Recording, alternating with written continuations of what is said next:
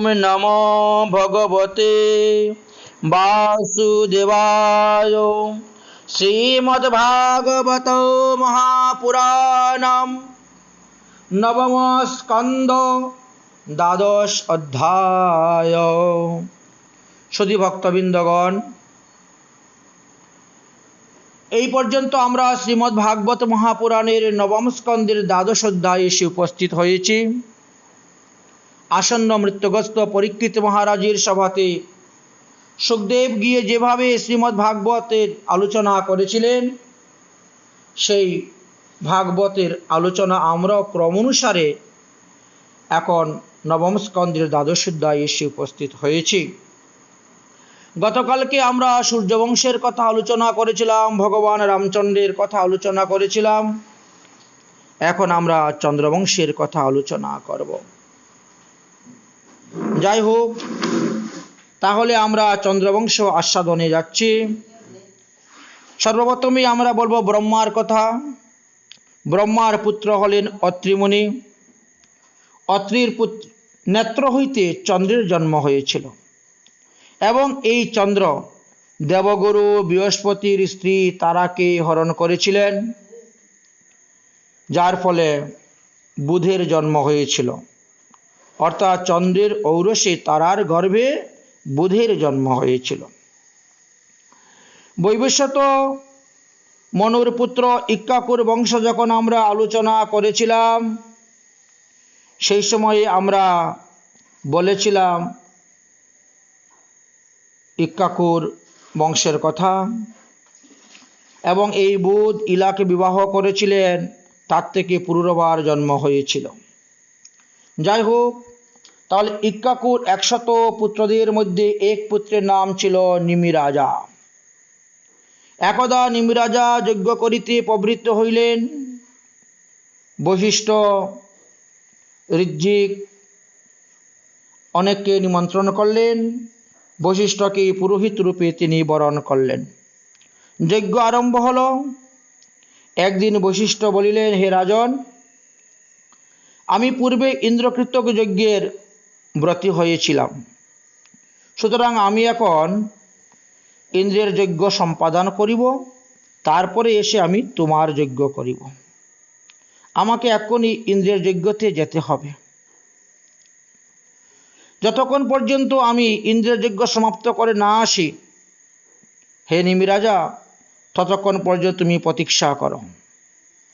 ইহা শুনিয়া নিমিরাজা চুপ হয়ে গেলেন। আমাদের শাস্ত্রে একটি কথা আছে, মৌন সন্মতি লক্ষণম।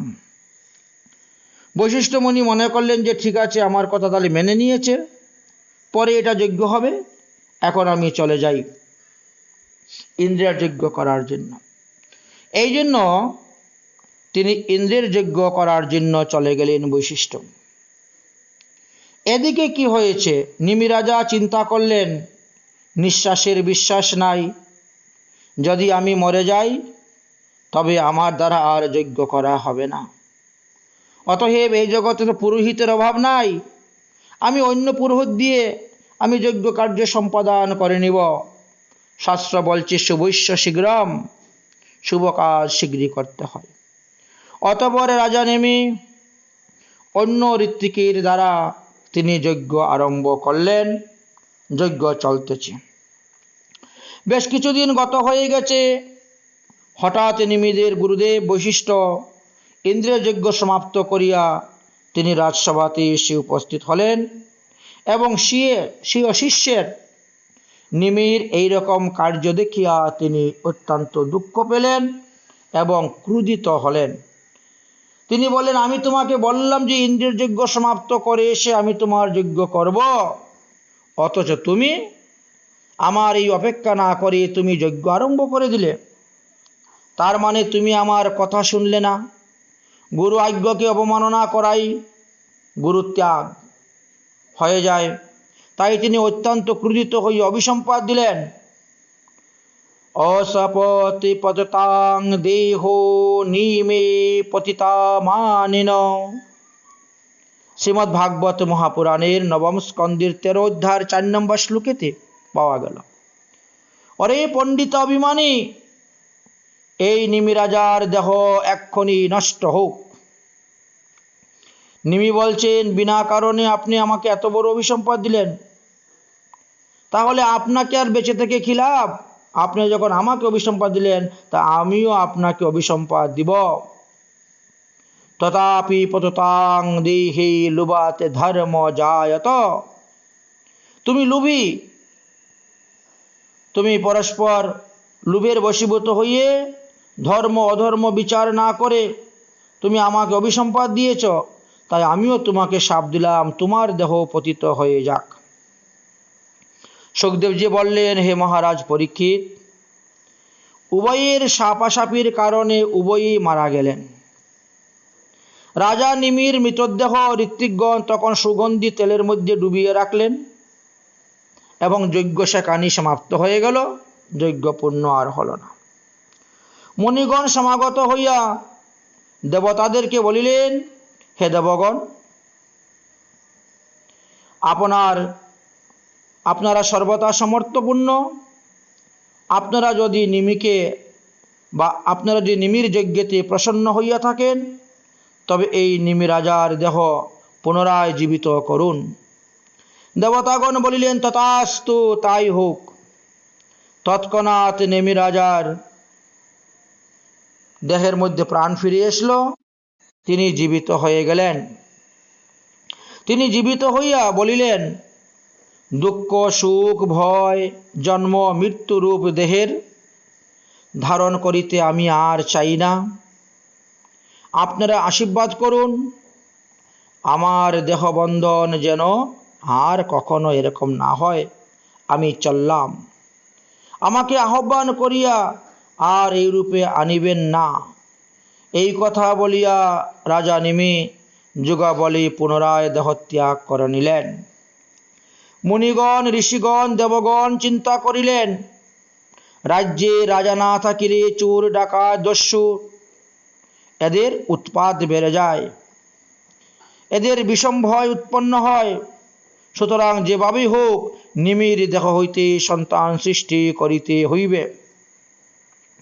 তাই দেবগণ মুনিগণ সকলে মিলে নিমির দেহকে মন্থন করতে লাগলেন আর বেদ মন্ত্র উচ্চারণ করতে লাগলেন। ইহাতে একটি সুন্দর পুত্র সন্তান উৎপন্ন হয়েছিল। সেই নবজাত কুমারের নাম রাখা হয়েছিল জনক। প্রাণহীন দেহকে বলা হয় বিদেহ, যে দেহের মধ্যে প্রাণ নেই তাকে বলা হয় বিদেহ। তো বিদেহ হইতে জন্ম হইয়াছে বলিয়া এই জনকের নাম বিদেহ রাখা হইল। আবার মন্থন করতে করতে তার জন্ম হইয়াছে বলিয়া তার নাম মিথিল হইল। এই জনকই মিথিলাপুরী বা জনকপুরী নির্মাণ করেছিলেন। বর্তমানে তাহা নেপালে অবস্থিত। জনক রাজা মহাজ্ঞানী ছিলেন। তিনার প্রশংসা শ্রীকৃষ্ণ ভগবত গীতাতেও বলেছেন। গীতার ৩য় অধ্যায়ের ২০ নম্বর শ্লোকেতে দেখবেন জনকায় শব্দ দেওয়া আছে। কর্মে নৈব হি সংসিদ্ধা মাস্তিতা জনকাদয়। জনকাদি রাজাগণ নিষ্কাম কর্মের দ্বারা তারা সংসারে থাকিয়াই সিদ্ধি লাভ করিয়াছিলেন, স্ত্রী পুত্র সকলকে নিয়ে। বড় অপূর্ব কথা। রাজর্ষি জনক এই রূপে আত্মনিষ্ঠ হয়েছিলেন, সংসারের প্রতি নিলিপ্ত হয়েছিলেন। তাহার চিন্তা সর্বদা অতিথি সেবায়। একবার তিনি বলেছিলেন, মিথিলায়াং প্রগদগ্ধায়াম নমে দহন্তি কিঞ্চন। সমগ্র মিথিলা দগ্ধ হয়ে যায়, তথাপিও আমার কিছু দগ্ধ হইবে না। তিনি সংসারে ছিলেন, কিন্তু সংসার তাহাতে ছিল না। এই জনক রাজার বংশে যাহারা জন্মগ্রহণ করিয়াছিলেন, রাজগণ তারা ক্রমানুসারে রাজগদ্দিতে বসে রাজ্য পরিচালনা করেছিলেন। প্রত্যেকেরই জনক উপাধি দেওয়া হয়। সুতরাং জনকের পুত্র উদাবসু, তাহার পুত্র নন্দীবর্ধন, এইভাবে জনক রাজার 19টি বংশ পরম্পরা অনুসারে তারা রাজা হয়েছিলেন। 19তম অধস্তনের পরে শশীধ্বজ নামে রাজা জন্মগ্রহণ করেছিলেন। ইনি যজ্ঞের নিমিত্ত ভূমিকর্ষণ করেছিলেন এবং ওই লাঙ্গলের দ্বারা ভূমিকর্ষণের সময়ে লাঙ্গলের অগ্রভাগ হইতে সেই কলসটা কেটে গিয়েছিল, যার থেকে জগমাতা সীতা প্রাদুর্ভাব হয়েছিলেন। তাহলে সীতাকে যিনি লালন পালন করেছিলেন সেই জনকের নাম ছিল শিরধ্বজ। যাই হোক, শিরধ্বজ নামক জনক, এখানে যিনি বসেন তিনি জনক হন।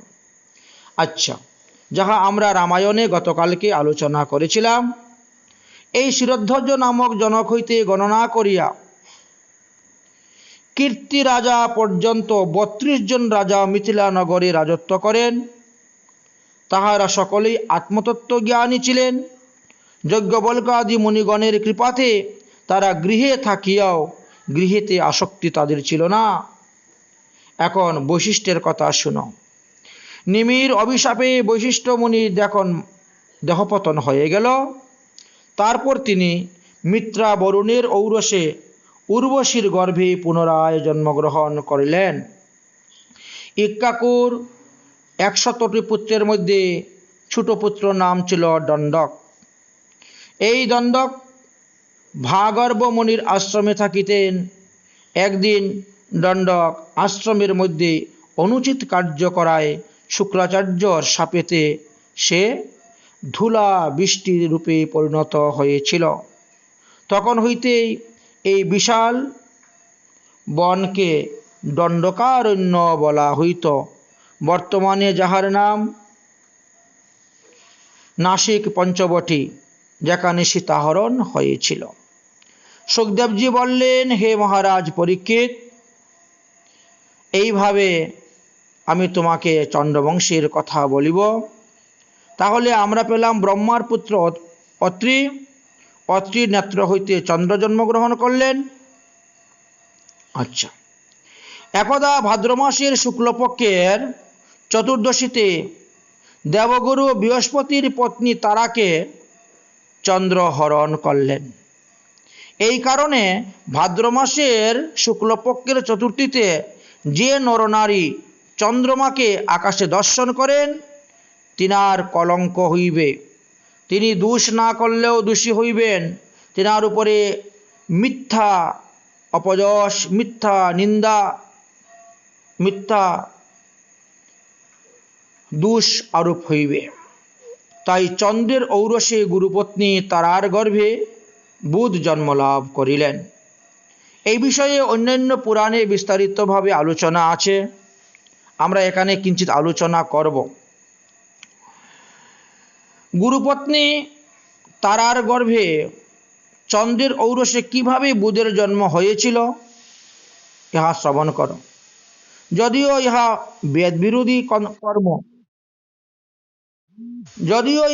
বেদবিরোধী কর্ম বলে শাস্ত্রে বর্ণন করে গিয়েছেন, তথাপিও এই কর্মের কারণে তাদের যে অবস্থা প্রাপ্ত হয়েছিল সেই কথা আমরা এখানে আলোচনা করিব। সুতরাং শাস্ত্র অনুসারে আমরা দেখতে পাই, কোনো এক সময়ে চন্দ্র মন্দাকিনীর তীরে গুরুপত্নী তারাকে দর্শন করেন।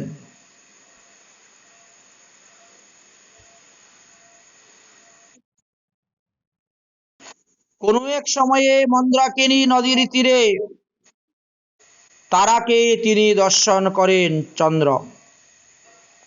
কন্দর্প বশীভূত হইয়া লজ্জা পরিত্যাগ করিয়া বলিলেন, হে ভাগ্যবতী, হে যুবতী প্রধান, তুমি আমার সহিত রমণ করো।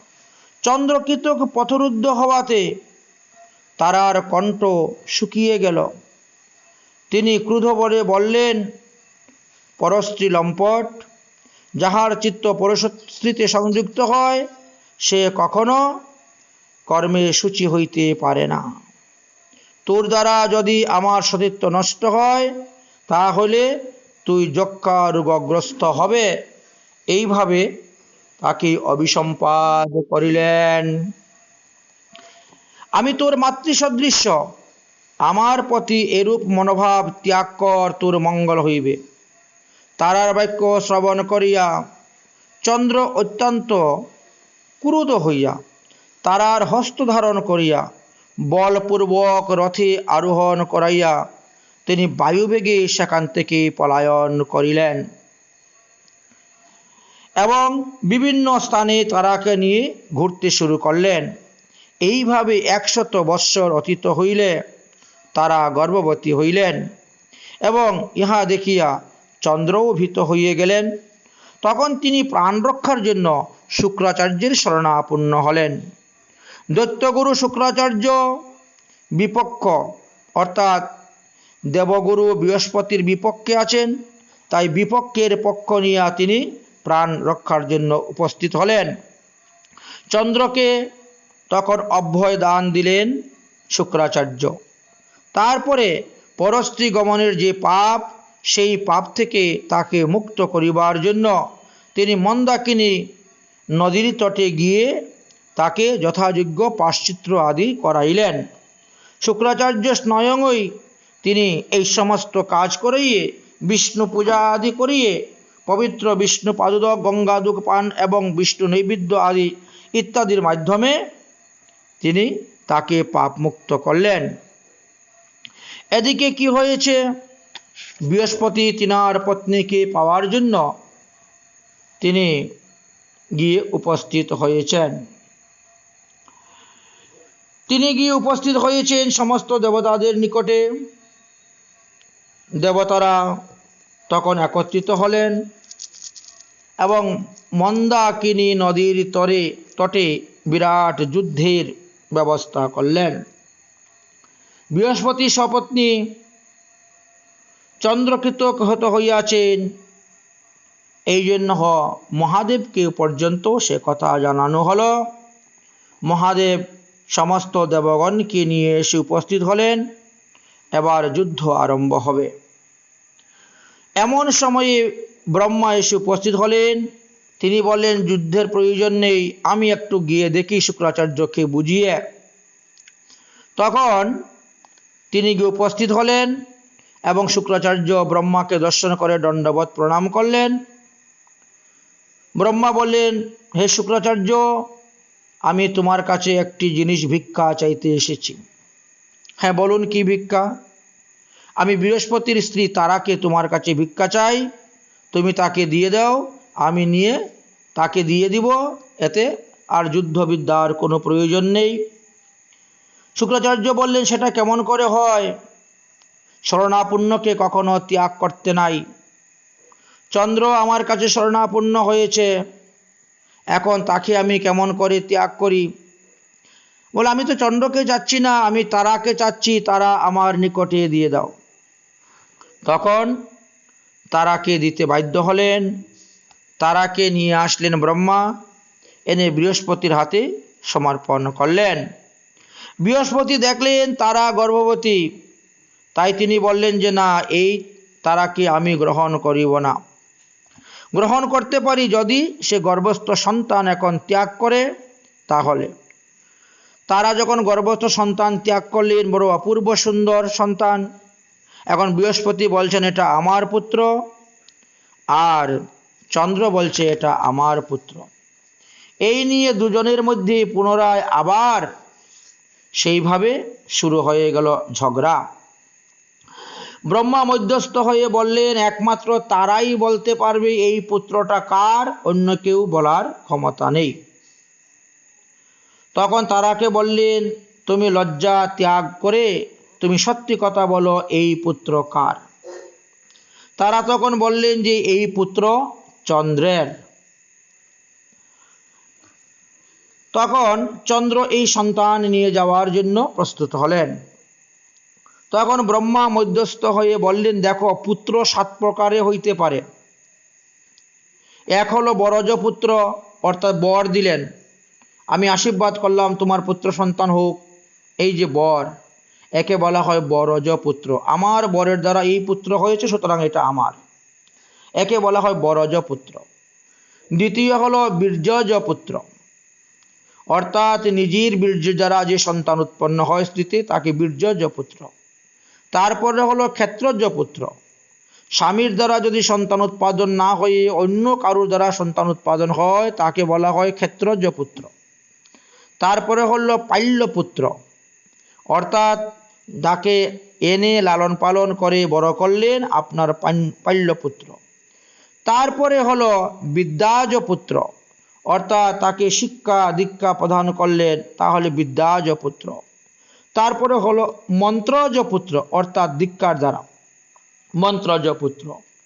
তারপরে হয় দত্তক পুত্র, অর্থাৎ অন্যের দ্বারা দান রূপে প্রাপ্তি সন্তানকে বলা হয় দত্তক পুত্র। এই প্রকারে 7 প্রকারে পুত্র হইতে পারে। অতএব এই বুধ বৃহস্পতির ক্ষেত্রজ পুত্র আর চন্দ্রের বীর্যজ পুত্র, এইভাবে নির্ণয় করে দিলেন। যাই হোক, সেই বুধ ইলাকে বিবাহ করেছিলেন এবং তার থেকে পুরুরবার জন্ম হয়েছিল, একথা আমরা আগে আস্বাদন করেছি। এই পুরুরবা তখন রাজগদ্দিতে বসলেন। পুরুরবা বড় প্রতাপশালী রাজা ছিলেন। কোনো এক সময় দেবর্ষি নারদ স্বর্গে গিয়ে ইন্দ্র দেবসভায় এই পুরুরবার মহিমার কথা বর্ণন করতে শুরু করলেন। পুরুরবার মহিমার কথা শ্রবণ করে সেখানে এক উর্বশী ছিলেন, স্বর্গবেশ্যা উর্বশী। তিনি পুরুরবার বল, বীর্য, কীর্তি, রূপ, গুণ ইত্যাদি নারদের মুখে শ্রবণ করে পুরুরবাকে প্রতিরূপে লাভ করার জন্য তিনি মৃত্যুলোকে চলে আসেন। রাস্তায় মিত্রা বরুণের সহিত উর্বশীর সাক্ষাৎ হয়। মিত্রা বরুণ তাহাকে অভিলাষ করলেন, কিন্তু উর্বশী তাহা অস্বীকার করলেন। তখন মিত্রা বরুণ উর্বশীকে অভিশাপ দিয়েছিলেন, তুমি মুনিসত্ব প্রাপ্ত হও। অতঃপর উর্বশী রাজা পুরুরবার নিকটে আসেন। রাজা স্বর্গের বেশ্যা উর্বশীকে দেখিয়া আনন্দিত হইলেন এবং তার সঙ্গে উভয়ের মধ্যে কথাবার্তা শুরু হল। একে অন্যে পরিচয় আদি আলোচনা হল। রাজা পুরুরবা উর্বশীকে বিবাহ করতে চাইলেন। উর্বশী বললেন, আমার 3টা শর্ত আছে, আমার 3টা শর্ত যদি আপনি পালন করেন তাহলে আমি আপনাকে বিবাহ করতে পারি। পুরুরবা বলিলেন, কি কি আপনার শর্ত? উর্বশী বলেন, প্রথম হলো আমার 2টা মেষ আছে, আমার 2টা মেষকে তোমাকে রক্ষণাবেক্ষণ করতে হবে, এই 2টা আমার প্রাণ স্বরূপ। দ্বিতীয়ত, আমি স্বর্গের উর্বশী, আমি ঘৃত ছাড়া অন্য কিছু সেবন করি না, অতএব সর্বদা আমাকে ঘৃত দিতে হবে। তৃতীয়ত, আপনার আমার রমণকাল ব্যতীত অন্য সময় যদি আপনাকে উলঙ্গ অবস্থায় দেখি, বিবস্ত্র অবস্থায় দেখি, তাহলে আমি তৎক্ষণাৎ মৃত্যুলোক ত্যাগ করে স্বর্গে চলে যাব। আমার এই 3টি শর্ত যদি পালন করেন তবে আমি আপনাকে বিবাহ করতে পারব। পুরুরবা এই 3টি শর্ত স্বীকার করে নিলেন। উভয়ের মধ্যে বিবাহ হল। উর্বশীর সহিত সুখে বাস করতে শুরু করলেন। এদিকে স্বর্গের ইন্দ্র উর্বশীকে দেখতে না পাইয়া সমস্ত গন্ধর্বগণকে আদেশ করলেন, যেখানেই আছে উর্বশী তাকে ধরে নিয়ে আনো। রাতের অন্ধকারে গন্ধর্বগণ পৃথিবীতে এসে বিচরণ করতে শুরু করলেন উর্বশীকে অন্বেষণ করার জন্য। যখনই তিনি চন্দ্রবংশীয় রাজা পুরুরবার রাজধানীতে প্রবেশ করলেন, তখন ঘরের ছাদের উপরে দুটা মেষকে দেখতে পেলেন। তারা বুঝতে পারলেন তাহলে উর্বশী এইখানেই আছে। গন্ধর্বগণ তৎক্ষণাৎ ওই মেষ দুইটাকে চুরি করে নিয়ে যেতে শুরু করলেন, আর মেষদ্বয় তখন ডাকতে শুরু করল। উর্বশীর কানে গিয়ে সেটা পৌঁছিল। উর্বশী বললেন, হে রাজন, আমার মেষের শাবককে কে চুরি করে নিয়ে যাচ্ছে, যাও শীঘ্রই যাও, গিয়ে তাকে রক্ষা করে নিয়ে আসো, না হলে আমি থাকবো না, চলে যাব। তিনটি শর্তের মধ্যে এটা প্রথম শর্ত ওনার। সঙ্গে সঙ্গে তিনি কি করেছেন, অস্ত্র হাতে নিয়ে দৌড়তে শুরু করেছেন। তিনি যে কখন বিবস্ত্র হয়ে গেছেন তিনি নিজেও জানেন না। গন্ধর্বরা দেখলো বিবস্ত্র অবস্থায় খড়গ হাতে নিয়ে, তৌরাল হাতে নিয়ে আসতেছেন মহাক্রুধে, এখনই তিনাকে বধ করে ফেলবে। গন্ধর্বরা তখন মেষ শাবক দুইটাকে পরিত্যাগ করিয়া প্রাণপণে সেখান থেকে পলায়ন করল। রাজা মেষের শাবক দুইটাকে নিয়ে স্বগৃহে আসলেন, উর্বশীর সম্মুখে উপস্থিত হলেন। উর্বশী বলছেন, হে রাজন, আমার প্রতিজ্ঞা ছিল আপনার আমার মিলন ছাড়া অন্য সময় যদি আপনাকে বিবস্ত্র অবস্থায় দেখি তাহলে আমি চলে যাব। অতএব আপনি বিবস্ত্র অবস্থায় আমার সামনে দাঁড়িয়েছেন, আমি এখন প্রস্থান করলাম। এই বলে উর্বশী চলে গেলেন। উর্বশী চলে যাওয়ার পর থেকে রাজা যেমন পাগল হয়ে গেলেন। হা উর্বশী বলে পাগলের মতন সমস্ত পৃথিবী ভ্রমণ করতে শুরু করলেন, কিন্তু কোথাও উর্বশীকে পাচ্ছেন না। রাজকার্য ত্যাগ করে দিলেন, পাগলের মতন উর্বশীর জন্য ঘুরতে ঘুরতে পৃথিবী ভ্রমণ করতে লাগলেন। একদিন রাজা পুরুরবা সরস্বতী নদীর তীরে কুরুক্ষেত্রে পঞ্চসখীর সহিত সেই উর্বশীকে দেখতে পেলেন। তিনি বলছেন, হে জায়া, হে নিষ্ঠুরে, দাঁড়াও দাঁড়াও দাঁড়াও, আমার সুখের আশা সমাপ্ত হতে না হতে তুমি আমাকে ত্যাগ করে স্বর্গে চলে গেলে, এটা তোমার উচিত নয়। হে দেবী, তোমার কৃত্যে আমি প্রতারিত হয়েছি, দেখো আমার এই অবস্থা, তুমি এখন পারো আমাকে বাঁচাতে, না হলে আমি আত্মহত্যা করিব, এই দেহ ব্যগ্র শকুরাদি ভক্ষণ করিবে। উর্বশী বলেন, হে রাজন, প্রাণ ত্যাগ করিয়া কোনো লাভ হবে না, প্রাণ ত্যাগ করলে তুমি আমাকে পাবে না। আমাকে পেতে গেলে তোমাকে ইন্দ্রকে জয় করতে হবে। তোমার ইন্দ্রিয় জয় করে শ্রীহরির ভজন করো। ইন্দ্রিয় বশীভূত না হইলে নির্দয় স্ত্রী জাতি কোনো এক ব্যক্তিতে চিরকাল স্থায়ী সূক্ষ্মভাব থাকে না। স্ত্রী জাতি স্বভাবতই করুণাশূন্য, খল স্বভাব ও অপরাধ অসহিষ্ণু, এবং তারা নিজের প্রিয়জনের জন্য অতিশয় অন্যায় কার্য করিতে পারে। স্ত্রীজাতি অল্প সুখাদির নিমিত্ত বিশ্বাসী পতিকে বা ভ্রাতাকেও বিনাশ করিয়া থাকে। যে সকল স্ত্রীলোক স্বয়ং ভ্রষ্টা ও স্বাধীন স্বভাবা, তাহারা মূর্খ পুরুষদেরকে এইভাবেই কপট ভালোবাসা দেখাইয়া মুগ্ধ করিয়া থাকে, আর নিত্য নতুন প্রিয়জনে বাঞ্ছাকর করে থাকে। হে রাজন, এখন আমি গর্ভবতী আছি, 1 বৎসর পরে তোমার নিকটে আমি আসিব, তোমার মনোবাসনা পূর্ণ করব। তখন তোমার সন্তান আমি তোমাকে দিয়ে চলে যাব। পুরুরবা বললেন, সন্তান দিয়ে চলে গেলে হবে না, তোমাকে সারা জীবন আমার কাছে থাকতে হবে।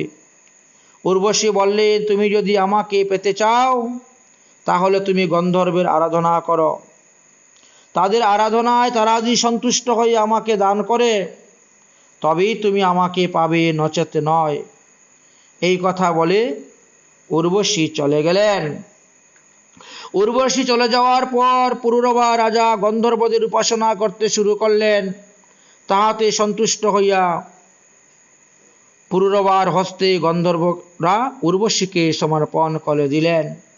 রাজা পুরুরবা পুনরায় উর্বশীকে পাইয়া আনন্দের সহিত বিহার করিতে লাগিলেন, এবং উর্বশীর গর্ভে আয়ু, শতায়ু, সত্যায়ু, রয়, বিজয়, জয় নামক 6টি পুত্র সন্তান তাদের উৎপন্ন হইল। তারপর পুরুরবা যজ্ঞ করিয়া তৎফলে তিনি গন্ধর্ব লোক প্রাপ্ত হইলেন। এইভাবে চন্দ্রবংশ বৃদ্ধি হইতে শুরু হল। পুরুরবার বিজয় নামক পুত্র হইতে ভীম, এই ভীম নয়, পঞ্চপাণ্ডব ভীম নয়, অন্য ভীম। তারপর কাঞ্চন, তাহার পুত্র হল হুত্রক, তাহার পুত্র জন্নু। ইনি হলেন জন্নু মুনি, যিনি এক গণ্ডূষে গঙ্গাকে পান করিয়াছিলেন যখন ভগীরথ গঙ্গা নিয়ে গিয়েছিল। এই বংশেই তাহলে তিনি চন্দ্রবংশে উৎপন্ন হয়েছিলেন। এই জন্মমণির পুত্র হলেন পুরু, তাহার পুত্র হলেন বালক, বালকের পুত্র হলেন অজক, অজকের পুত্র হলেন কুশ, কুশের 4 পুত্র ছিল, কুশাম্ব, তনয়, বসু, কুশনাভ। তন্মধ্যে কুশাম্বরের পুত্র ছিলেন গাধী।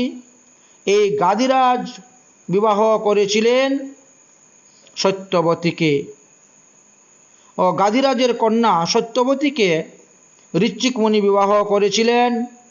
এবং গাধীরাজ এই পুত্র সন্তান যে লাভ করেছিলেন, যার থেকে যমদগ্নি মুনি জন্মগ্রহণ করেছিলেন। গাধীরাজের পুত্র হলেন যমদগ্নি। যাই হোক, এই যমদগ্নি বড় হওয়ার পরে রেণুকাকে বিবাহ করেছিলেন এবং রেণুকার গর্ভে বসুমদ প্রভৃতি অনেকগুলা পুত্র সন্তান জন্মগ্রহণ করেছিল। তার মধ্যে সবথেকে কনিষ্ঠ পুত্রের নাম ছিল পরশুরাম। ভগবান এক অংশে পরশুরাম রূপে যমদগ্নির পুত্র রূপে অবতীর্ণ হয়েছিলেন। এই পরশুরাম ভগবান বিষ্ণুর 5 কলা নিয়ে এসেছিলেন। বৈশাখ মাসের শুক্লপক্ষের অক্ষয় তৃতীয়া দিনে ভগবান পরশুরাম রূপেই অবতীর্ণ হয়েছিলেন। পরশুরাম ছোটবেলা থেকেই কৈলাস পর্বতে শিবের নিকটে থাকিতেন, কারণ পরশুরাম শিবের শিষ্য ছিলেন। পরশুরাম শিবের নিকট হইতে ত্রৈলোক্য বিজয়ী শ্রীকৃষ্ণ কবচ লাভ করেছিলেন।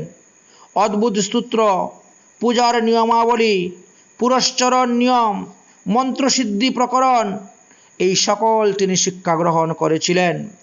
ভক্তবৎসল মহাদেব পরশুরামকে নানা প্রকার দিব্য অস্ত্র শিক্ষা দিয়েছিলেন। নাগপাশ অস্ত্র, শিবাস্ত্র, ব্রহ্মাস্ত্র, আগ্নেয় অস্ত্র, নারায়ণ অস্ত্র, বায়বীয় অস্ত্র, বরুণ অস্ত্র, গন্ধর্ব অস্ত্র, গরুর অস্ত্র, জিম্ভনাস্ত্র, গদাশক্তি অস্ত্র, পাশুপত অস্ত্র, অসাধারণ অমোঘ শূল, এই সকল অস্ত্র নিক্ষেপের করিবার মন্ত্র কৌশলাদি সমস্ত শিক্ষা দিয়েছিলেন। অস্ত্র শস্ত্র সমূহের সংহার নিক্ষেপ করিবার কৌশল জ্ঞাত করিয়া যাহাতে অনবরত বাণ নিযুক্ত হইতে পারে, সেই রকম তুন তাকে প্রদান করেছিলেন, অক্ষয় তুন। আত্মরক্ষা কিরূপে করিতে হয় তারও সন্ধান শিখিয়ে দিয়েছিলেন। এইভাবে যুদ্ধবিদ্যা শিখিয়ে দিয়েছিলেন, যা পরশুরামের সঙ্গে পৃথিবীর কেউই যুদ্ধবিদ্যায় পারতেন না। পরশুরাম শিবলোকে মহাদেবের সমীপে বহুদিন বাস করার পর শঙ্কর প্রদত্ত অস্ত্রসমূহ লাভ করিয়া তিনি পুনরায় বাড়িতে ফিরে আসতেন। এমন সময় রাস্তায় পুষ্করে গমন করেন এবং পুষ্করে গিয়ে তিনি মন্ত্রসিদ্ধি লাভ করেন। তারপরে তিনি নিজের গৃহে আসেন, মাতা পিতার নিকটে আসেন, মাতা পিতার সেবা করেন। কিছুদিন বাস করার পরে পুনরায় আবার কৈলাসে চলে যান, আবার মধ্যে মধ্যে তিনি পৃথিবীতে আসেন। এইভাবে চলতেছে। সেই সময়ে পৃথিবীতে রাজা ছিলেন কার্তবীর্যার্জুন। তিনি ঐহীয় বংশেতে জন্মগ্রহণ করেছিলেন। তিনিও শ্রীহরির এক অংশে জন্মগ্রহণ করেছিলেন। দত্তাত্রয়ের আরাধনা করিয়া তিনি 1000টি বাহু লাভ করিয়াছিলেন এবং তিনি মহাবলশালী ছিলেন। কোনো এক সময়ে রাবণ নর্মদা নদীর তটে বসে শিবের পূজা করিতেছিলেন। এমন সময় রাজা কার্তবীর্যার্জুন তিনার স্ত্রীদেরকে সঙ্গে করে নিয়ে মন্দাকিনী নদীতে গিয়ে স্নান শুরু করলেন। তিনি স্ত্রীদের সঙ্গে খেলা কৌতূহলবশত সহস্র বাহু দ্বারা নদীর জলকে তিনি অবরুদ্ধ করে দেন। সেই জল উজান বয়ে গিয়ে রাবণের শিবলিঙ্গ, পূজার ফুল, ফল, বেলপাতা সব ভাসিয়ে নিয়ে চলে গিয়েছিল। রাবণ তখন অত্যন্ত ক্রোধিত হয়ে কার্তবীর্যার্জুনের সঙ্গে এসে যুদ্ধ আরম্ভ করেন, আর সেই যুদ্ধে রাবণ পরাজিত হয়ে গিয়েছিলেন। রাজা কার্তবীর্যার্জুন এত বড় বলশীল ছিলেন। রাজা কার্তবীর্যার্জুন রাবণকে পশুর মতন বন্দী করে রেখে দিলেন। তখন পুলস্ত্য মুনি গিয়া কার্তবীর্যার্জুনকে বলিলেন, রাবণ আমারই নাতি হয়, তাহাকে ছেড়ে দাও। অতঃপর কার্তবীর্যার্জুন রাবণের বন্ধন মুক্ত করে দিয়েছিলেন। পুলস্ত্য তখন অগ্নিসাক্ষী করে দুজনের মধ্যে মিত্রতা স্থাপন করে দিয়েছিলেন। একদা এই রাজা কার্তবীর্যার্জুন দিগ্বিজয়ের জন্য বের হন। একের পর এক বহু দেশ জয় করতে করতে যখন সিন্ধু নদীর তীরে গিয়ে উপস্থিত হলেন, তখন ভুজবংশীয় রাজার সঙ্গে তিনার যুদ্ধ হয়। তো ভুজবংশী রাজার সঙ্গে যখন যুদ্ধ হয়, তখন রাজা ভুজ বিচিত্র প্রকার মায়া জানতেন, যার ফলে রাজা কার্তবীর্যার্জুন সেখানে যুদ্ধেতে জয়লাভ করতে পারলেন না। তিনার বহু সৈন্য ক্ষয় হল, শিবিরে আগুন লেগে গেল, বহু ধন সম্পত্তি নষ্ট হয়ে গেল। প্রাণ রক্ষার জন্য সেখান থেকে পলাই বনপথে রওনা হলেন। বনের মধ্যে দিয়ে চলছেন, ক্ষুধায় পিপাসায় কাতর, তাই যাচ্ছেন। পথ পরিশ্রান্ত, সন্ধ্যার সমাগম, কোন দিকে যাবেন পাহাড়ের মধ্যে কোনো রাস্তা দেখা যাচ্ছে না। দৈবক্রমে যমদগ্নি মুনির সঙ্গে দেখা হয়। যমদগ্নি মুনি রাজাকে সূক্ষ্ম কণ্ঠ দেখিয়া অত্যন্ত প্রীতিপূর্বক কুশল বার্তা জিজ্ঞাসা করিলেন। রাজা কার্তবীর্যার্জুন যমদগ্নি মুনিকে দণ্ডবত প্রণাম করে তিনার দুঃখের কথা নিবেদন করলেন এবং অনাহারে দুদিন যাবৎ আছেন, খুব প্রতশ্রান্ত ক্লান্ত। মুনি যমদগ্নির হৃদয়ে দয়ার উদয় হল। তিনি বললেন, সসৈন্যে আপনারা সবাই আমার আশ্রমে আসুন, আমি আপনাদেরকে ভোজন করাব। রাজা সসৈন্যে গিয়ে উপস্থিত হলেন। যমদগ্নি মুনির গৃহে লক্ষ্মী সদৃশ্য মাতা কামধেনু তখন ছিলেন। তিনি কামধেনুকে বললেন, রাজার উচিত যেরকম ভোজন দ্রব্য সেই রকম থাল, গ্লাস, বাটি, ভোজন দ্রব্য আমাকে প্রদান করো। কামধেনু তৎক্ষণাৎ সুবর্ণময় থালা, রজতময় গ্লাস, নানা প্রকার বাসনপত্র দিয়ে দিলেন। উত্তম উত্তম দ্রব্য, সুস্বাদু ফল দিলেন, আদি সব কিছু দিলেন। রাজা এই সমস্ত দ্রব্য খাওয়ার পরে তিনি বড় বিস্মিত হয়ে গেলেন। বনের মধ্যে এই মুনি এত দ্রব্য কোথায় পেলেন? সুপক্ষ আম, পনস, নারিকেল, বিল্ক, অসংখ্য সুস্বাদু লাড্ডু, জব, গম, চূর্ণ, পিঠা, নানা প্রকার পায়াস, দুগ্ধ, দধি, ঘিত, উত্তম তণ্ডুল, কর্পূরাদি সুবাসিত তাম্বুল, সুন্দর বস্ত্র, আভূষণ, এই সমস্ত দ্রব্য তিনি এখানে কোথায় পেলেন? রাজা সৈন্যগণকে বললেন, ভাই তোমরা একটু তদন্ত করে দেখো এখানে কি আছে। সমস্ত গুপ্তচররা লেগে গেলেন এবং তারা বললেন, মহারাজ তিনার ঘরের ভিতরে একটা কামধেনু আছে, কপিলা গাভী। ওই গাভীকে যা বলা যায়, গাভী সেই সমস্ত বৈভব তিনাকে দান করে, আর এইভাবে তিনি আমাদের সেবা করেছেন। এই কথা শ্রবণ করিয়া রাজা কার্তবীর্যার্জুনের মনেতে লোভ উপস্থিত হল সেই গাভীটা নিয়ে যাওয়ার জন্য। গাভো বিশ্বস্য মা তার, গাভী হলেন বিশ্বের জননী, তাই তাকে গোমাতা বলা হয়, তাকে পূজা করা হয়। ৩৩ কোটি দেবতা গাভীর দেহেতে বাস করেন। রাজা তখন ভক্তিপূর্বক কৃতাঞ্জলি পরে বিনয় করিয়া বললেন, হে ভক্তবৎসল মুনিবর, আপনি কল্পবৃক্ষ স্বরূপ, অনুগ্রহ করিয়া আমি আপনার কাছে একটি দ্রব্য ভিক্ষা চাইব, আপনি কৃপা করে আমাকে দিবেন। রাজা মুনি যমদগ্নি বললেন, যদি দেওয়ার মতন উপযুক্ত হয় অবশ্যই আমি তোমাকে তাহা দান করিব।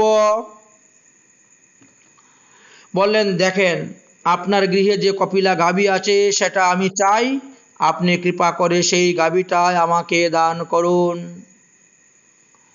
যমদগ্নি বললেন যে এই গাভী তো আমি তোমাকে দান করতে পারবো না, কারণ এই গাভী সপ্তঋষিরা পালা করে তারা এটাকে রক্ষণাবেক্ষণ করে থাকেন। এই বছর এই গাভী আমার কাছে আছে, আগামী বছর আরেকজনের কাছে যাবে। এই গাভী সমুদ্র মন্থন থেকে উঠেছিলেন, অতএব এই গাভী আমি আপনাকে দান করতে পারবো না। কারণ সপ্ত ঋষি, কৈশ্যপ ঋষি, ভরদ্বাজ ঋষি, অত্রি, অঙ্গিরা, গৌতম, বৈশিষ্ট্য, যমদগ্নি, এই 7 জনের মধ্যে ভাগ করে থাকে। রাজা কার্তবীর্জন বললেন, হে মুনিবর, আমাদের ক্ষত্রিয় ধর্ম অনুসারে প্রথমে চাইলে যদি না পাওয়া যায়, তাহলে আমরা যুদ্ধ করে তাকে পরাজিত করে তার দ্রব্য হরণ করি। হে তপোধন, যদি তুমি স্বেচ্ছায় এই গাভী আমাদেরকে অর্পণ না করো, তাহলে তুমি যুদ্ধের জন্য প্রস্তুত হও, আমি তোমার সঙ্গে যুদ্ধ করব এবং যুদ্ধেতে তোমাকে পরাজিত করে এই গাভী নিয়ে যাব।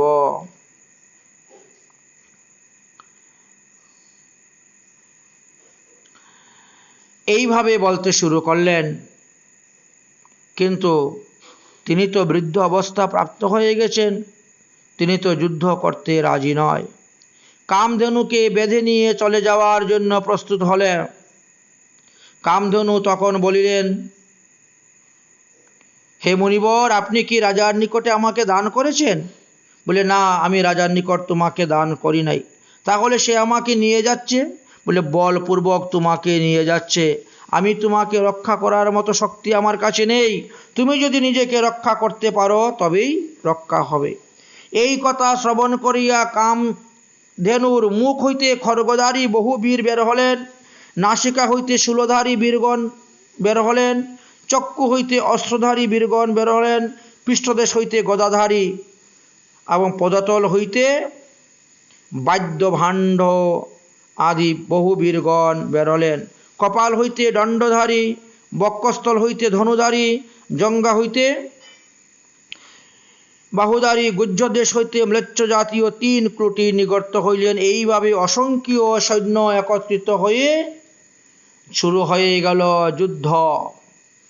রাজা কার্তবীর্যার্জুন সেই যুদ্ধে পরাজিত হয়ে তিনি প্রাণ নিয়ে পলায়ন করলেন। কপিলা গাভীকে তিনি তিনার দেশে নিয়ে যেতে পারলেন না। তিনি তিনার প্রাণ নিয়ে দেশে গেলেন, কিন্তু দেশে যাওয়ার পরেও তিনি ক্ষান্ত হলেন না। রাজা কার্তবীর্যার্জুনের মনে একই বাসনা যে যমদগ্নিকে বধ করে এই গাভী আমার চাই, এই গাভী পাইলে পরে আর আমার কিছুই লাগবে না। মহারাজ কার্তবীর্যার্জুনের সবসময় মনের মধ্যে এই রকম বাসনা ছিল, কিন্তু তিনি সুযোগ পাচ্ছেন না। অতঃপর তিনার শতপুত্র ছিল, শতপুত্রকে তিনি নিযুক্ত করলেন যে তোমরা যেভাবে হোক এই গাভীটাকে আনয়ন করবে। একদিন মুনি যজ্ঞশালাতে যজ্ঞ করতেছেন, এমন সময় রাজা কার্তবীর্যার্জুনের পুত্রগণ এসে উপস্থিত হলেন এবং জম্ভুক বাণীর দ্বারা তাকে অজ্ঞান করে ফেলে রেখে কামধনুটা নিয়ে বৈষ্মতী নগরে চলে গেলেন।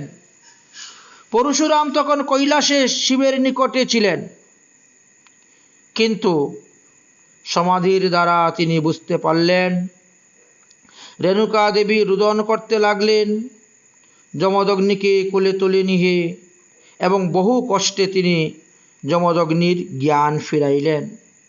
রেণুকা দুঃখিত হইয়া বলিলেন, এই দুষ্ট রাজার মৃত্যু পরশুরামের হাতেই হবে, এবং সেই হস্ত দ্বারা, যে হস্ত দ্বারা সে আজ আমার স্বামীর উপরে বাণ প্রয়োগ করিয়াছিল, সেই রাজার 1000 হাত দ্বারা আমাদের দুজনের চিতার কাষ্ঠ হইবে, এরকম বললেন। এদিকে পরশুরাম কৈলাসে নানা প্রকার দুঃস্বপ্ন দেখতেছেন, তাই তিনি গৃহে আসলেন এবং পিতার নিকট হইতে তিনি সমস্ত কথা শুনতে পেলেন। তারপরে তিনি অত্যন্ত ক্রোধিত হয়ে তিনি ভয়ঙ্কর কুড়াল হাতে নিয়ে গিয়ে উপস্থিত হলেন। কবচ বর্ম পরিধান করিয়া অন্যান্য ভাইদের সহিত বৈষ্মতী নগর গিয়ে আক্রমণ করলেন। নর্মদা নদীর তরে অক্ষয় বট মুখের মূলে দাঁড়িয়ে পরশুরাম এক দূতকে পাঠাইলেন কার্তবীর্যার্জুনের নিকটে। সেই দূত গিয়ে রাজাকে বলিলেন, হে রাজন, পরশুরাম ভাতৃগণের সহিত সসৈন্যে নর্মদা নদীর তটে এসে উপস্থিত হয়েছে। আপনি কামধেনু ফেরত দিয়ে দিন, নতুবা যুদ্ধের জন্য প্রস্তুত হন। রাজা কার্তবীর্যার্জুন দূতের মুখে শ্রবণ করিয়া শত্রু অক্ষয়িনী সৈন্য নিয়ে তিনি যুদ্ধে আগমন করেছিলেন। কার্তবীর্যার্জুনের পত্নী মনোরমা তিনার স্বামীকে বারবার নিষেধ করা সত্ত্বেও তিনি তা শুনতে রাজি হলেন না। শুরু হলো যুদ্ধ। সেই যুদ্ধে পরশুরাম একের পর এক সমস্ত সৈন্যকে বধ করেছিলেন। রাজা কার্তবীর্যার্জুন 1000টি হাত, তো তিনি 500টি হাতে 500টি ধনুষ নিয়ে একসঙ্গে বাণ মারতে শুরু করলেন পরশুরামের উপরে। আর পরশুরাম একাই তিনি সেই সমস্ত বাণের মোকাবেলা করলেন, বাণকে ফিরিয়ে দিয়েছেন। তুমুল যুদ্ধ হল, কিন্তু পরশুরামের ভাতৃগণ, সৈন্যগণ, শিষ্যগণ সকলেই কার্তবীর্যার্জুনের স্বরের দ্বারা নিপীড়িত হয়ে বহু ক্ষতবিক্ষত হইয়া পলায়ন করিতে লাগিলেন। তখন পরশুরাম ধনুর্বাণ যোজনা করিয়া কার্তবীর্যার্জুনের এক একটা করে বাহু ছিন্ন করিতে শুরু করলেন। পরশুরাম প্রাণপণে যুদ্ধ করিলেন, কার্তবীর্যার্জুনকে পরাজিত করিতে পারতেছেন না দেখিয়া বড় চিন্তার মধ্যে পড়ে গেলেন। এমন সময়ে রাজা দত্তাত্রেয়ের প্রদত্ত অভ্যক্ত শূলমন্ত্র পরশুরামকে বধ করার জন্য মন্ত্রপুষ্ট করে ছাড়ার জন্য প্রস্তুত হলেন। ওই শূল পরশুরামের উপরে পতিত হইল। তৎক্ষণাৎ পরশুরাম মূর্ছিত হয়ে পড়ে গেলেন। শ্রীহরিকে স্মরণ করতে করতে ভূমিতে লুণ্ঠিত হয়ে গেলেন। তাহা দেখিয়া মহাদেব প্রকৃষ্ট জ্ঞান বলে পরশুরামকে শীঘ্র জীবিত করিয়া দিলেন। পরশুরাম চেতন পাইয়া পরভাগে মহাদেবকে দর্শন করিয়া প্রণাম করিলেন এবং কার্তবীর্যার্জুনকে বধ করিবার জন্য পশুপাত অস্ত্র গ্রহণ করিলেন। তাহা দেখিয়া দত্তাত্রেয় নিজ শিষ্যকে রক্ষা করিবার জন্য পরশুরামের হস্তে অস্ত্র সহিত স্তম্ভিত করিয়া দিলেন। এই অবকাশে তথায় আকাশবাণী হইল, দত্তাত্রেয়ের প্রদত্ত শ্রীকৃষ্ণের কবচ রাজা কার্তবীর্যার্জুনের দক্ষিণ বাহুতে আছে। যতদিন পর্যন্ত শ্রীকৃষ্ণের এই কবচ রাজা কার্তবীর্যার্জুনের দক্ষিণ বাহুতে থাকবে, ততদিন পর্যন্ত কেউ তাকে বধ করিতে পারবে না।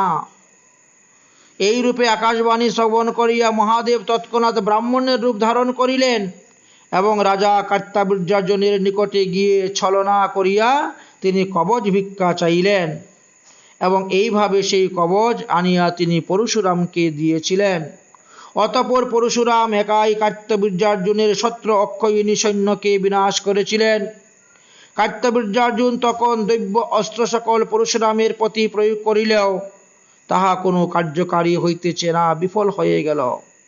তখন সহস্র বাহু দ্বারা একটি বিশাল পর্বত উত্তোলন করিয়া পরশুরামের উপরে ধাবিত করলেন।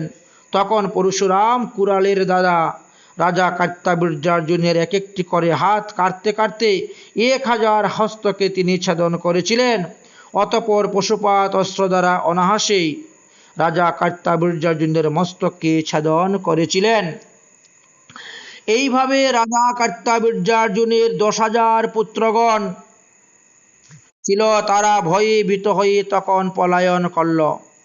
পরশুরাম রাজা কার্তবীর্যার্জুনের 1000 হাতকে রথের মধ্যে উঠাইয়া নিজ পিতৃ আশ্রমে চলে আসলেন এবং সেই কামধেনুকে সঙ্গে করে নিয়ে এসে তিনার পিতার কাছে সমর্পণ করলেন। এইভাবে এক কামধেনুকে নিয়ে এই কামধেনুকে নিমিত্ত করে কত হাজার হাজার লক্ষ লক্ষ লোক বধ হয়েছিল। অতঃপর রেণুকা খুব আনন্দিত হলেন, যমদগ্নি মণিও আনন্দিত হলেন সেই গাভীকে প্রাপ্ত হইয়া। এইভাবে বেশ কিছুদিন গত হয়ে গেল। এই যে রাজা কার্তাবীর্যার্জুনের হাতগুলো আনা হয়েছিল, সেই হাতগুলাকে রোদের মধ্যে শুকিয়ে শুকিয়ে রাখা হয়েছে। সতী রেণুকা বললেন, আমি যদি সতী হই তবে থাকিবে রাজার হাত, না হইবে বিকৃতি, না গলিবে, না শুকাবে, রহিবে নবীন অবিরত সুর্ণিত খরিবে রাত্রি দিন। যমদগ্নি মুনি বললেন, হে বৎস, তুমি অত্যন্ত পাপকার্য করিয়াছ। রাজবধ ব্রাহ্মণবধের সমতুল্য। এ গাভীকে নিমিত্ত করিয়া তুমি শত্রু অক্ষয়িনী সৈন্যদেরকে বিনাশ করিয়াছ। অতএব তোমার বহু পাপ হয়েছে। এই প্রাণী হত্যা পাপের জন্য, এই মনুষ্যদেরকে বধ করার পাপের জন্য, তার প্রায়শ্চিত্ত করার জন্য তোমাকে ভারতবর্ষের সমস্ত তীর্থ ভ্রমণ করতে হবে, এবং তবেই গিয়ে তোমার এই পাপ ক্ষয় হইবে। সুখদেবজি বললেন, হে মহারাজ পরীক্ষিত, পরশুরাম পিতার আদেশে তিনি তীর্থ ভ্রমণ করতে বেরিয়ে গেলেন। বহুদিন যাবৎ তীর্থ ভ্রমণ করে তিনি পিতার কাছে পুনরায় ফিরে আসলেন এবং পাপের প্রায়শ্চিত্ত করে তিনি পিতার সেবায় নিয়োজিত হলেন। একদিন পরশুরামের মাতা রেণুকা গঙ্গার জল আনয়নের জন্য নদীতে গিয়েছেন। সেখানে চিত্ররথ নামক এক গন্ধর্ব অপ্সরাদের সঙ্গে জলক্রিয়া করিতেছেন। তাহা দেখিয়া রেণুকা মনে মনে চিত্ররথ গন্ধর্বের প্রতি কিঞ্চিত অভিলাষ যুক্ত হয়ে গিয়েছিলেন। ইহাতে যে কত সময় অতিবাহিত হয়ে গিয়েছিল রেণুকা তা বুঝতে পারেন নাই। রেণুকা তো গঙ্গার জল আনার জন্য গিয়েছিলেন, যমদগ্নি মুনি পাঠিয়েছেন, আর তিনি সেই সমস্ত কথা ভুলে গেছেন। এদিকে যমদগ্নি মুনি ধ্যানস্থ হয়ে ধ্যান যুগে জানতে পারলেন রেণুকার মন চঞ্চল হয়েছে, রেণুকার মন পরপুরুষেতে গিয়ে বসেছে। তাই তিনি খুব ক্রুদ্ধ হলেন। যখন গন্ধর্ব অপ্সরাগণের জলক্রিয়া সমাপ্ত হয়ে গেল, তখন রেণুকার হঠাৎ মনে পড়ল, সর্বনাশ, আমি গঙ্গার জল আনতে এসে এই এদের জল খেলা দেখে বসে আছি, সেই কত বেলা হয়ে গেছে, সর্বনাশ, যদি মুনি রাগ করে আমাকে অভিসম্পাদ দিয়ে দেন। সেই ভয়ে ভীত হয়ে তাড়াতাড়ি গঙ্গার জল নিয়ে তিনি আশ্রমে গমন করলেন। মুনি যমদগ্নির সামনে যখন গিয়ে কলসটা রাখলেন, কৃতাঞ্জলি পটে দণ্ডায়মান হয়ে রহিলেন। যমদগ্নি অত্যন্ত ক্রোধিত হইলেন, হয়ে বললেন, হে পুত্রগণ, তোমাদের মা পরপুরুষ অবিলাসিনী হয়েছে, সে মহাপাপী হয়েছে, সে অসতী হয়ে গেছে, তাকে এক্ষুনি বধ করো। পুত্রগণ বলছে, আমরা মাতৃহত্যা করতে পারব না। এমন সময় পরশুরাম এসে উপস্থিত হয়েছেন।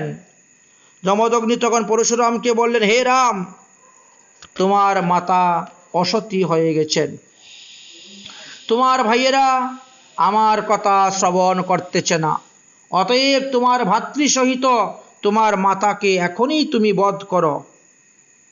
পরশুরাম তিনার পিতার তপস্যার প্রভাব জানতেন, তাই তিনি তৎক্ষণাৎ পিতার আদেশ শিরোধার্য করিয়া মাতার সহিত ভাতৃগণকে সকলকে কুড়ালের দ্বারা বধ করিলেন।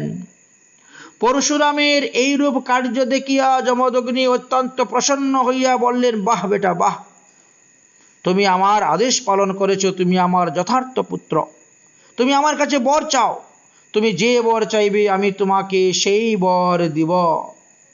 পরশুরাম তখন পিতার নিকটে বর চাইলেন, ভুবরে হতানাং রাময়াপি জীবিতাঞ্চ স্মৃতঃ বোধে। ভাগবত নবম স্কন্দের 16 অধ্যায়ের 7 নম্বর শ্লোকে আমরা উপস্থিত হয়েছি। বাবা, আমার মাতা এবং ভ্রাতাকে তুমি পুনরায় জীবিত করে দাও, আর আমি যে তাদেরকে বধ করেছি তাহা যেন ইহাদের মনে থাকে না, স্মরণ থাকে না, তারা যেন ঘুম থেকে উঠতেছে এইরকমই মনে হয়। যমদগ্নি বললেন তথাস্তু। তারপর যমদগ্নি তিনার দিব্য শক্তির দ্বারা, তপস্যার বলের দ্বারা সবাইকে পুনরায় জীবিত করে দিলেন। জীবিত করার পরে কি হলো? মাতা ভ্রাতা সকলেই যেন ঘুম থেকে জেগে উঠেছেন এই রকম তাদের মনে হলো। তারা জেগে উঠে বসে গেলেন, যার যার কাজেতে লেগে গেলেন। কিন্তু পরশুরামের দেহে মাতৃহত্যা পাপ প্রবেশ করল, মাতৃহত্যা পাপ লেগে গেল। তাই তাহার হাত হইতে কুড়াল আর পড়তেছে না, কুড়ালটাকে সরাতে পারতেছেন না। তখন পরশুরাম পিতাকে জিজ্ঞাসা করলেন, যমদগ্নিকে জিজ্ঞাসা করলেন, হে পিতাজি, আমার হাত হইতে কুঠার কেন আমি সরাতে পারছি না, ইহার কারণ কি? যমদগ্নি বললেন, তোমাকে মাতৃহত্যা পাপ ধরেছে, সুতরাং তুমি পৃথিবীর সমস্ত তীর্থতে গিয়ে স্নান করে আসো, তবেই তোমার এই পাপ ক্ষয় হবে এবং হস্তের কুড়ালটা খসিয়া পড়ে যাইবে। এই হস্তের হইতে কুড়াল যদি খসিয়া না পড়ে, তাহলে তুমি মনে করবে তোমার মাতৃহত্যা পাপ এখনো রয়ে গেছে। যেদিন হাত থেকে কুড়ালটা খসে পড়ে যাবে, সেদিন তুমি বুঝতে পারবে তুমি মাতৃহত্যা পাপ থেকে তুমি মুক্ত হয়ে গেছ। পিতার আদেশে পরশুরাম পুনরায় আবার তীর্থ ভ্রমণ করতে তিনি বাহির হলেন। একের পর এক তীর্থ ভ্রমণ করতে করতে প্রায় 3.5 কোটি তীর্থ তিনি ভ্রমণ করলেন, কিন্তু কোথায়ও তেনার হাত হইতে কুড়াল পড়ল না। অবশেষে তিনি অরুণাচল প্রদেশে গিয়ে উপস্থিত হলেন। আর সেই স্থানে যাওয়ার পরে এক বটবৃক্ষের নিচে তিনি বসেছেন। দেখেন অদূরে এক ব্রাহ্মণ জমিতে হাল চাষ করতেছে। যদিও ব্রাহ্মণের কর্ম নয়, তিনি দরিদ্রতার জন্য হাল চাষ করতেছেন। তাহার হাল চাষের মধ্যে একটি ছিল গাভী আর একটি ছিল বলদ ষাঁড়। হাল চলাকালীন সময়ের ষাঁড়টি আগে আগে চলে যায়, গাভীটি পিছে পিছে চলে, কারণ গাভীটি বৃদ্ধ, তাই চলতে পারে না। ব্রাহ্মণ তখন অত্যন্ত ক্রোধের সহিত গাভীটিকে মারতে থাকেন আর গালি দিতে থাকেন। ষাঁড়টা ছিল ওই গাভীরই বাচ্চা।